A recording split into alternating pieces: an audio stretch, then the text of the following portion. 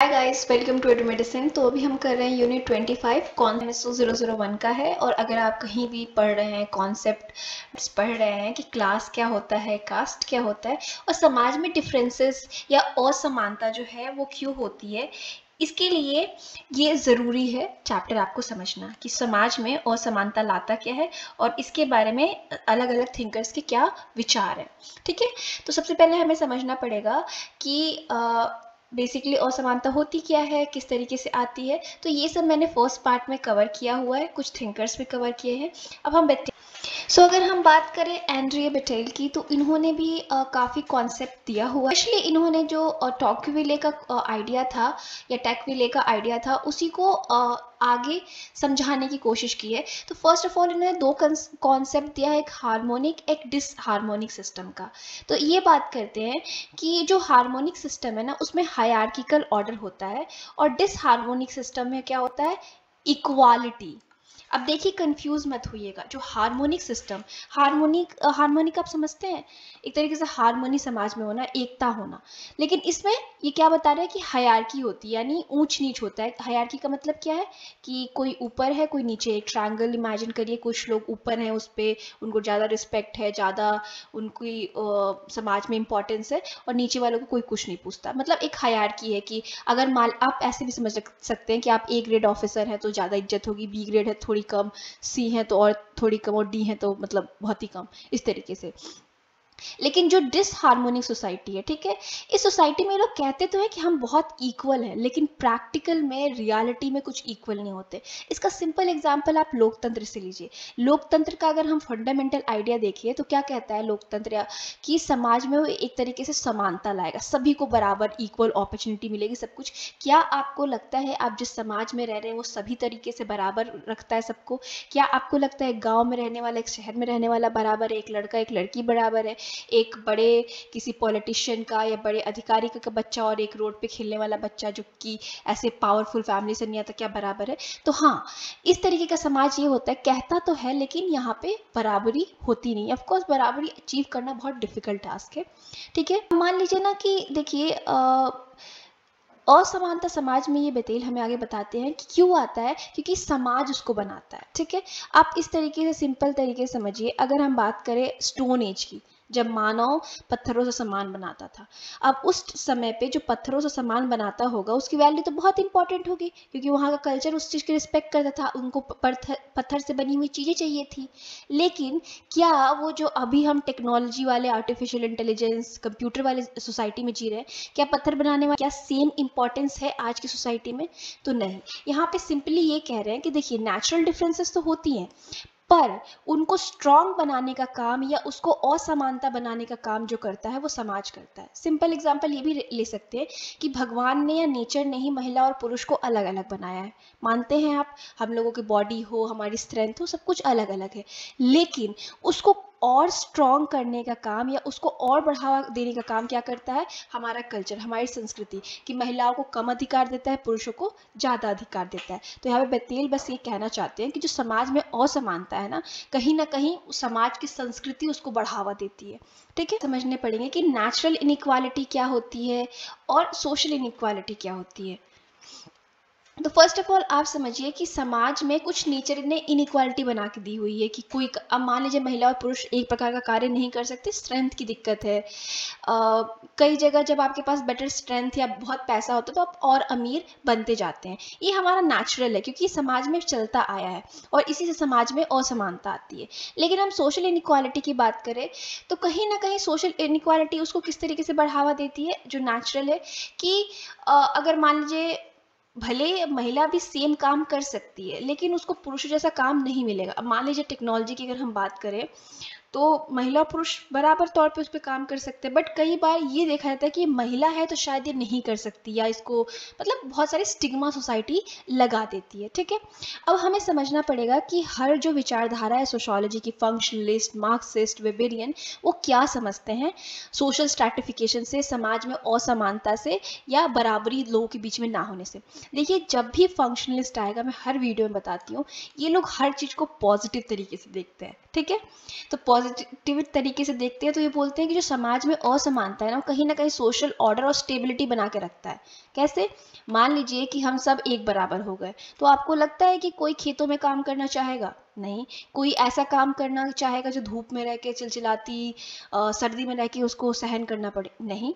सब लोगों को एसी वाला कमरा चाहिए, सब लोग बराबर हो जाएंगे। मैं आपको फंक्शनलिस्ट थिंकिंग समझा रही हूँ। आपको लगता है कि अगर सब लोग बराबर हो जाएंगे तो कोई टॉयलेट साफ करना चाहेगा और कोई बहुत बड़े एसी वाले कमरे में रह के फाइल सिग्नेचर करना चाहेगा? तो ये लोग कहते हैं कि समाज में जो असमानता है वो कहीं ना कहीं समाज को बरकरार रखने के लिए होती है, क्योंकि जब असमानता होती है तो किसी को कुछ काम करना पड़ता है, किसी को कुछ काम करना पड़ता है, तो समाज अपने आप चलती है। अब मान लीजिए कि ए ग्रेड ऑफिसर की भी ज़रूरत है, डी ग्रेड ऑफिसर की भी ज़रूरत है, तो कहीं ना कहीं लेकिन उनके में ऊंच नीच तो आ जाती है ना। अगर सब ए ग्रेड ऑफिसर बनने की अपॉर्चुनिटी होती है सबके पास, मतलब सब ए ग्रेड ऑफिसर बन सकते हैं, तो डी कौन बनता? कोई नहीं बनता। तो ये बोलते हैं फंक्शनल थिंकिंग। मार्क्सिस्ट की जब बात आती है तो ये हमेशा नेगेटिव देखते हैं। तो ये बताते हैं कि समाज में असमानता इसलिए है कि जो रूलिंग क्लास यानी जो अमीर वर्ग है वो चाहता है कि वो गरीब वर्ग यानी वर्किंग क्लास को हमेशा एक्सप्लॉइट करते रहे और उनको एक्सप्लॉइट कर करके अपने अंदर काम करा करा के ज़्यादा पैसे कमाता रहे। ठीक है। और अगर हम वेबेरियन पर्सपेक्टिव की बात करें तो ये ज़्यादातर क्लास सिचुएशन की बात करते हैं। ठीक है। क्लास जब भी आता है तो आप इसको पैसे से जोड़ के देखिए, पैसे या धन से। तो जब भी क्लास आए तो वो धन की बात हो रही है कि कौन कितना अमीर है। ठीक है। एंड ये बताते हैं कि 4 ग्रुप कैपिटलिस्ट सोसाइटी में होते हैं। कैपिटलिस्ट यानी पूंजीवाद समाज में 4 तरीके के होते हैं। जो अपर क्लास होते हैं जिनके पास प्रॉपर्टी होती है, दूसरा वर्ग होता है property less white collar workers जो थोड़े ए ग्रेड जॉब करते हैं ना, ऐसे लिखा पढ़ी वाला काम, उनके पास प्रॉपर्टी नहीं होती पर वो वाइट कॉलर वर्कर्स होते हैं। बुर्जुआजीज जो कि मतलब छोटा मोटा फैक्ट्रीज वगैरह में काम करते हैं बट मैनेजर वगैरह टाइप के काम करते हैं। और एक मैनुअल वर्किंग क्लास यानी जो अपने हाथों का प्रयोग करके काम करती है। अब इस तरीके का समाज बटा हुआ है एंड जो जिस स्टेटस पे होता है और उसकी उतनी समाज में प्रेस्टीज या इज्जत होती है और उसी तरीके का जीवन शैली जीता है। यानी समाज में ये एक्सेप्ट करते हैं कि हाँ हर कोई अलग अलग क्लास का है और जिस क्लास का जो है उस तरीके का जीवन जीता है। जो अमीर वर्ग का है वो अमीरों वाला ज़िंदगी जिएगा, मिडिल क्लास का मिडिल क्लास वाला ज़िंदगी जिएगा। तो इस तरीके से अब दूसरा हमारा डिबेट है किंस्ली डेविस एंड विल्बर्ट मूरे। ये दोनों साथ में आके बोल रहे हैं और एक ट्यूमिन के बीच में। ये तीनों लोग थिंकर हैं। ठीक है। और इनकी पर्सपेक्टिव काफ़ी हद तक अगर हम डेविस और मोरे की बात करें वो फंक्शनलिस्ट थिंकिंग की तरह है। ठीक है। ये क्या बोलते हैं कि समाज में ना सोशल इनइक्वालिटी असमानता होना आवश्यक है। किस लिए?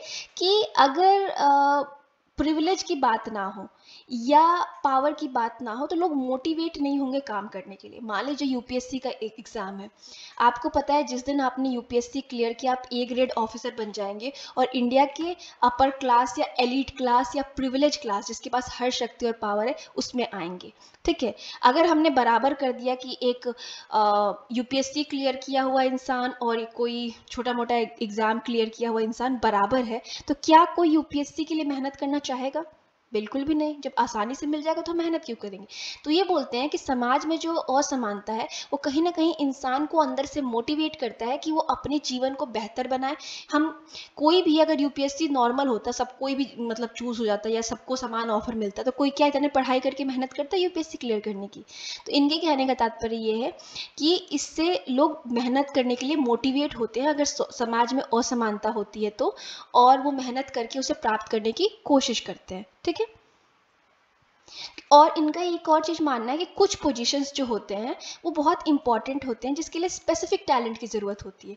अब मान लीजिए एक आईएएस ऑफिसर और एक कोई सिंपल बाबू का जो काम या कलर का काम होता है, क्या सेम लेवल का काम होता है? तो हर काम को करने के लिए अलग अलग टैलेंट की ज़रूरत होती है और कुछ बहुत बड़े जो पोस्ट होते हैं उनके लिए स्पेसिफिक टैलेंट की काम होती है, इसलिए हम सबको वहाँ पर नहीं बिठा सकते। ठीक है। इनका कहने का तात्पर्य ये है।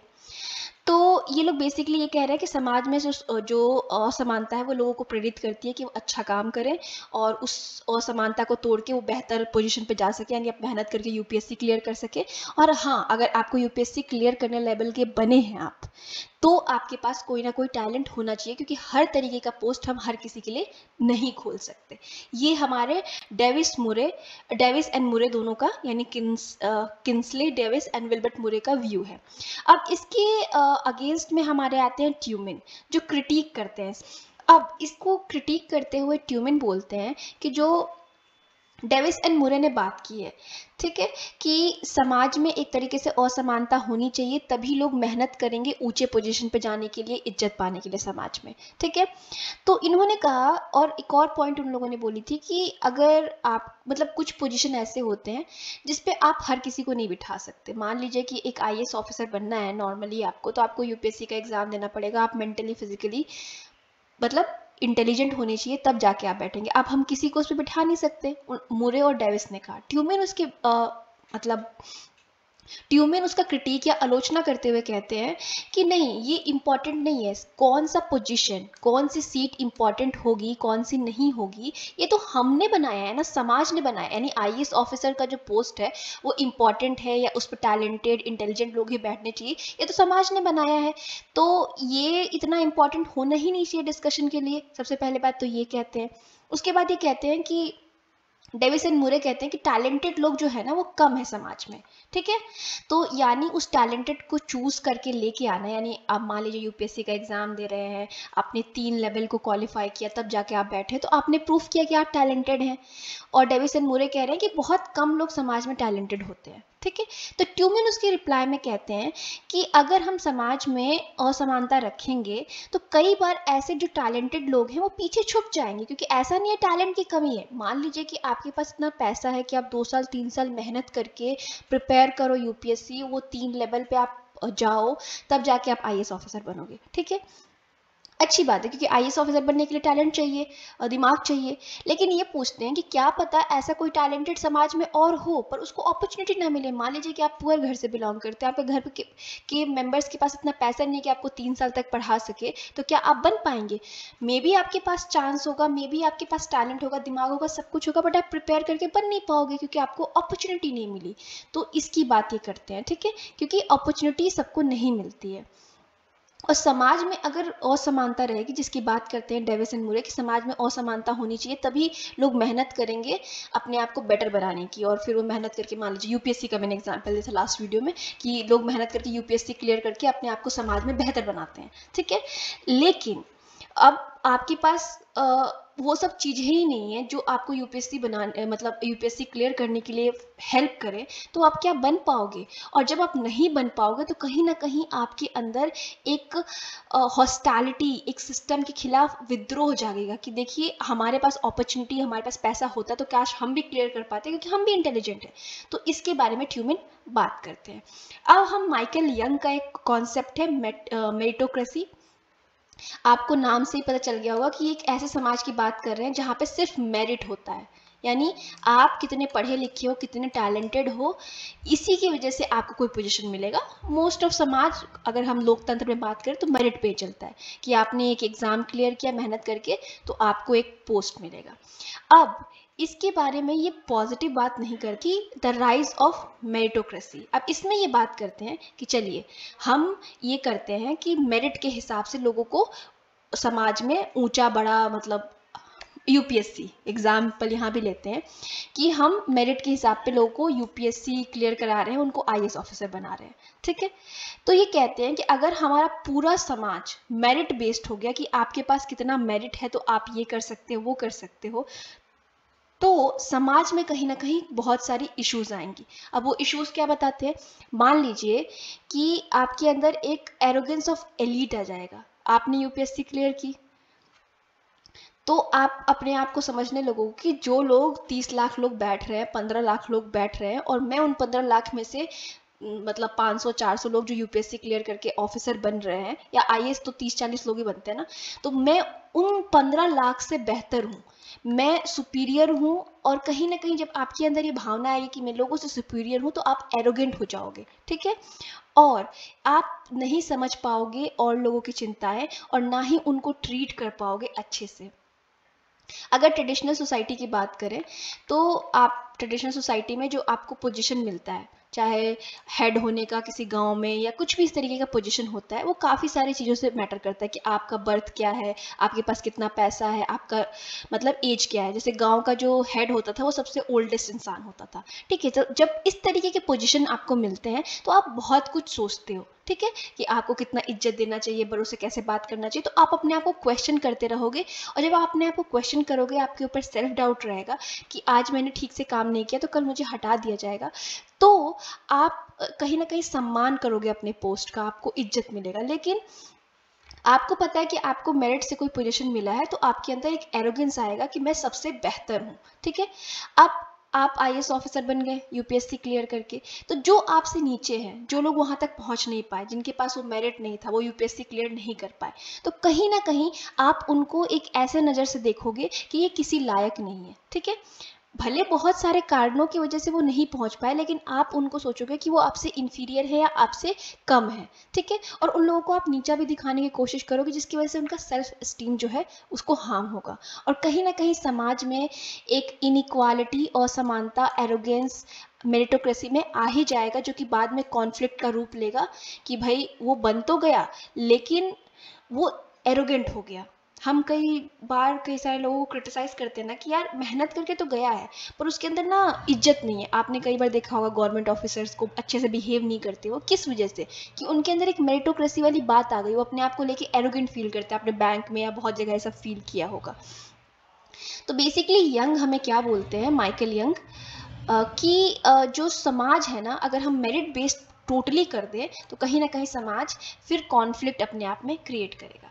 तो इस वीडियो में बस इतना ही है, चैप्टर आपका खत्म हो गया है और इस चैप्टर में भी बस इतना ही है। तो वीडियो को शेयर करना मत भूलिएगा। Thank you so much, have a nice day.